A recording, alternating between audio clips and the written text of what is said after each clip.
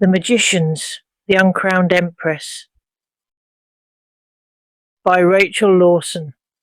Somewhere in the Alpha Centauri star system, the great and powerful queen of the star system, Zirconia spoke to the right-hand man of her next mission.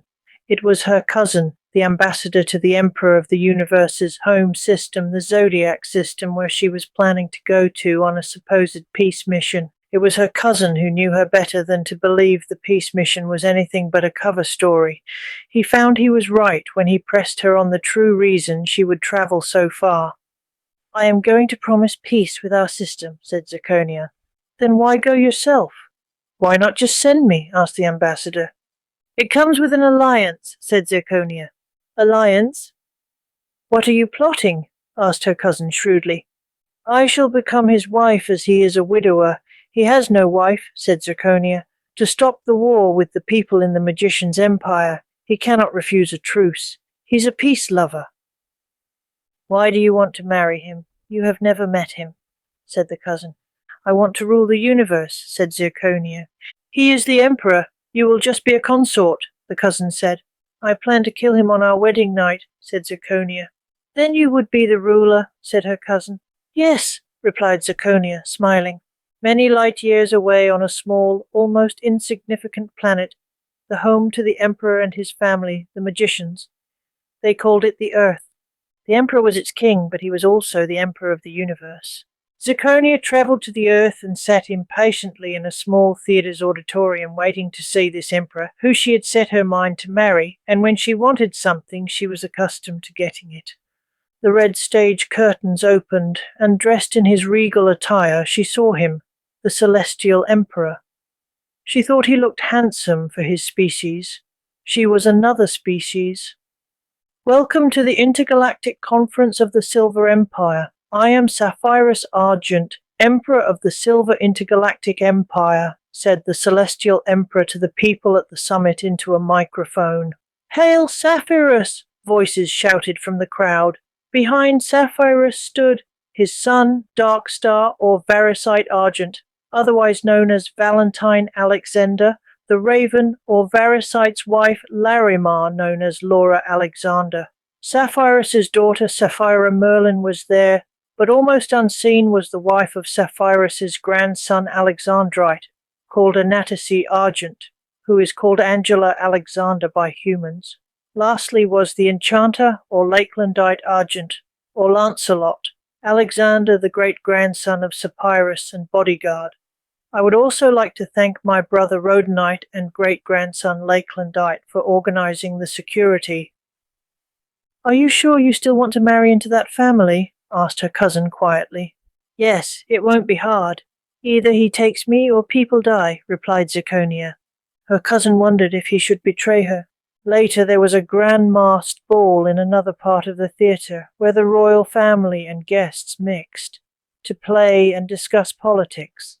While the celestial emperor was dancing with Anatase, the wife of his grandson, the fugitive deposed former emperor of his local system, Zirconia and her ambassador interrupted his dance. "Hail, my emperor," said the ambassador. The emperor stopped dancing. "Hello, who is this young lady with you? I haven't seen her before," said the emperor. "My cousin Zirconia, the queen of Alpha Centauri star system. She wanted to meet you," said the ambassador. The emperor stood up straighter. He looked taller and slightly intimidating. "Oh, hello, your majesty. Nice to meet you," said Sapphirus. Anatase looked curiously at her. She had not seen a female from that system before. "This is Anatus, my grandson, Alexandrite's wife," said the emperor. Anatase tried to talk to Zirconia, who ignored her. She was nothing. "I came to see you, Emperor Sapphirus, not your little minions," said Zirconia. "She is not a little minion. She is—" snapped the emperor, who was interrupted by his great-grandson, who appeared out of nowhere, startling Sapphirus. "Stop doing that. I nearly had a heart attack," protested the emperor. "Hello to you too, Gramps," said Lakelandite sarcastically. Zirconia's cousin looked nervously at Lakelandite. Zirconia jabbed her ambassador in his side with her elbow. "Ow, my emperor, my queen wants me to suggest a political," said the cousin. Zirconia jabbed him again. "Ow, offer a peace offering," said the cousin. "We aren't at war," said the emperor. Oh, huffed Zirconia, fed up with her minion's nerves. I want to make a peace offering. It's marriage to me, or war with my people, said Zirconia. The Emperor and his grandson's wife looked shocked. I cannot accept your offer, said the Emperor, looking at Anatasi shocked. Do not bring it up again, said Lakelandite shortly. He is not married. He must take me as wife. No one ever refuses me, ordered Zirconia. You are the last woman in the universe I'd take for a wife. You are a tyrant, said the Emperor to Zirconia, walking away with Anatasi to find a room. She was very distressed. Lakelandite stood arguing with the ambassador. Zirconia followed the Emperor to demand he take back the insult to her. When she caught up to him, she found the Emperor and Anatasi in an empty room kissing like lovers. What is this? What is this? Are you having an affair with your grandson's wife? Zirconia said, seeing them. The lovers jumped apart. Anatase ran out of the room, scared. She's my wife, said Sapphirus nervously. You aren't married to her. Your grandson is, said Zirconia. I am my grandson Alexandrite, her husband, said Sapphirus. I was trapped in the past and became Sapphirus, so now I am two people. Zirconia smiled. She now knew how she could become Celestial Empress. You must marry me now, said Zirconia, grinning cruelly. You know I can't. I told you I'm married, said Alexandrite. I know your secret. I will tell them all who you are if you don't marry me, said Zirconia. You can't. The universe will fall into war and anarchy, and I have a wife, said Alexandrite bitterly. Have her executed, said Zirconia. Alexandrite realized he had to do something. He couldn't let his empire die. I'll marry you if you let her live, and you keep my secret, said Alexandrite desperately. I accept, said Zirconia, thinking she would have it done when he was dead, and that wouldn't be long. But you must keep away from her. Alexandrite was devastated. Are you and Dad all right? I've not seen you in the same room for a while, whispered Lakelandite. No, he's been avoiding me whenever he sees me, and he leaves the room. That is all I have seen of him, is when he is leaving a room, the crying wife whispered back.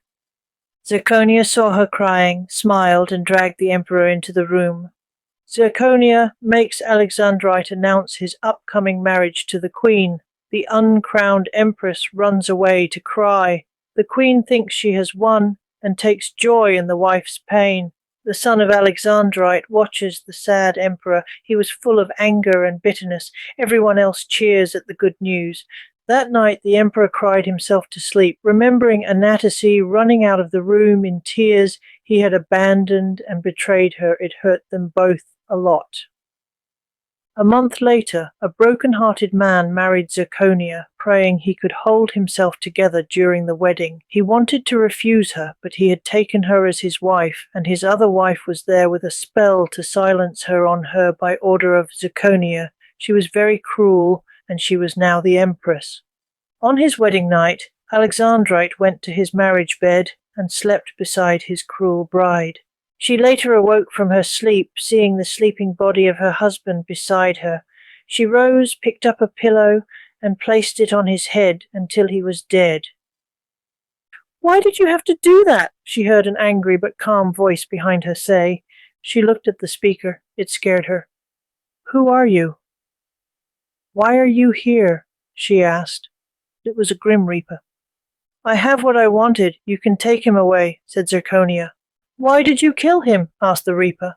I want to rule the universe, so I married the Emperor. His wife will be dying soon, said the Emperor's killer. Are you planning to die then? Asked the Reaper. Not me, Anatasi, his other wife. I will have her executed tomorrow, said Zirconia. Oh, said the Reaper.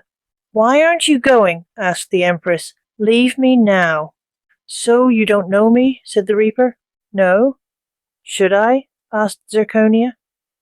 The Reaper disappeared into thin air. You don't know of my curse, said the dead Emperor as he rose from the bed after the Reaper disappeared.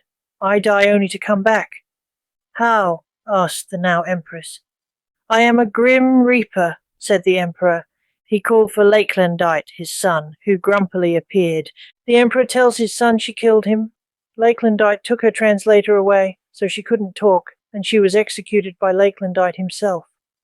The Emperor and his wife Anatase could be together again, if only in the shadows, but they were happy. The Emperor was now ruler by marriage of Zirconia's system and his own, a win-win for him.